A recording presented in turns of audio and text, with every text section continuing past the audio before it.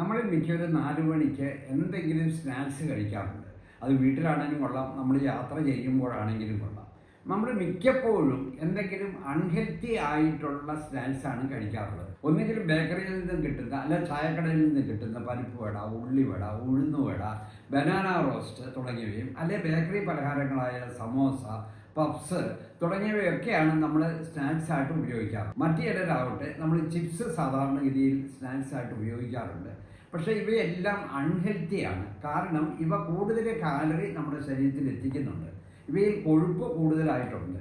കൊഴുപ്പ് കൂടുതൽ കാലറി, അതായത് കാർബോഹൈഡ്രേറ്റ് നമ്മുടെ ശരീരത്തിൽ എത്തിക്കുന്ന കാലറിയുടെ 3 ഇരട്ടിയോളം കാലറി കൊഴുപ്പ് നമ്മുടെ ശരീരത്തിൽ എത്തിക്കുന്നുണ്ട്. കൂടുതൽ കാലറി നമ്മുടെ ശരീരത്തിൽ എത്തിയാൽ അത് നമ്മുടെ ശരീരത്തിൽ സൂക്ഷിച്ചു വയ്ക്കുകയും നമ്മുടെ വണ്ണം അല്ലെങ്കിൽ തൂക്കം കൂടുകയും ചെയ്യും. നമുക്ക് അമിതവണ്ണം ഉണ്ടാകാനുള്ള സാധ്യത വളരെ കൂടുതലാണ്.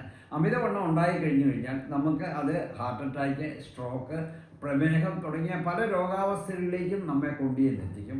അപ്പോൾ നമ്മളിങ്ങനെ അൺഹെൽത്തി ആയിട്ടുള്ള സ്നാക്സ് നമ്മൾ 4 മണിക്ക് അവോയ്ഡ് ചെയ്യുക. നമുക്ക് 4 മണിക്ക് കഴിക്കാവുന്ന ഹെൽത്തി ആയിട്ടുള്ള ഒരു സ്നാക്സിനെയാണ് നമ്മൾ ഇന്ന് പരിചയപ്പെടാൻ പോകുന്നത്. അത് മറ്റൊന്നുമല്ല, ബദാം പരിപ്പാണ്, അല്ലെങ്കിൽ ആൽമണ്ടാണ്. ഈ ആൽമണ്ട് അല്ലെങ്കിൽ ബദാം പരിപ്പ് വളരെ നല്ല ഒരു സ്നാക്സാണ് നമുക്ക് 4 മണിക്ക് കഴിക്കാൻ വേണ്ടി. അപ്പോൾ ഈ ബദാം പരിപ്പ് നമുക്ക് എത്ര എണ്ണം കഴിക്കാം എന്നതിനെപ്പറ്റി ആദ്യം തന്നെ നമുക്കൊന്ന് മനസ്സിലാക്കാം. പോഷകവിദഗ്ധർ പറയുന്നത് 27 മുതൽ 30 ഗ്രാം വരെ ബദാം പരിപ്പ് നമുക്ക് കഴിക്കാം എന്നുള്ളതാണ്. നമ്മൾ ബദാമിൻ്റെ എണ്ണം എടുക്കുകയാണെങ്കിൽ ഏതാണ്ട് 20 മുതൽ 23 എണ്ണം ബദാം വരെ നമുക്ക് ഒരു ദിവസം കഴിക്കാം എന്നാണ് പറയുന്നത്.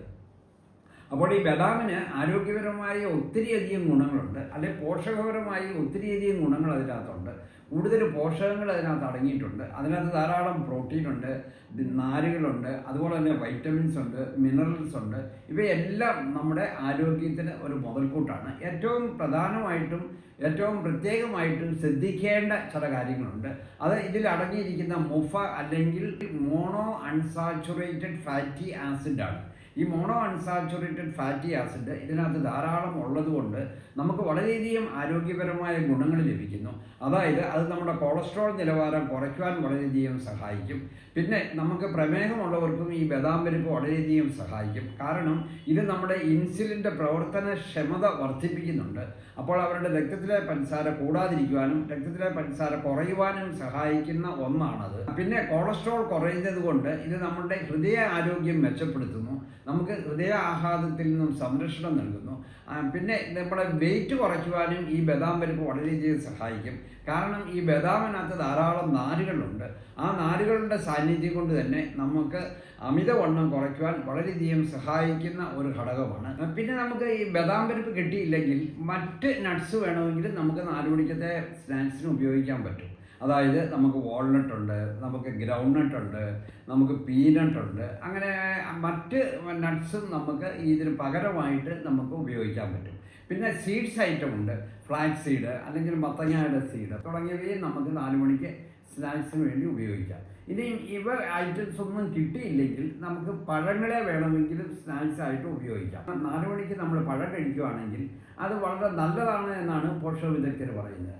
കാരണം പഴങ്ങൾ കഴിക്കാൻ പറ്റിയ സമയങ്ങൾ ഒന്നെങ്കിൽ രാവിലെ നമ്മൾ ബ്രേക്ക്ഫാസ്റ്റിനോടൊപ്പം, അല്ലെങ്കിൽ നമ്മൾ 4 മണിക്ക് കഴിക്കുന്നതാണ് ഏറ്റവും നല്ലത്. നമ്മൾ പല നിറത്തിലുള്ള പഴങ്ങൾ കഴിക്കാൻ പ്രത്യേകം ശ്രദ്ധിക്കണം. അത് ഏറ്റവും ഓർഗാനിക് ആയിട്ടുള്ളതും ഏറ്റവും ഫ്രഷ് ആയിട്ടുള്ളതുമായ പഴങ്ങൾ 4 മണിക്ക് നമ്മൾ കഴിക്കുക. ഈ പഴങ്ങളിനകത്ത് ധാരാളം വൈറ്റമിൻസും മിനറൽസും ഒക്കെ ഉണ്ട്.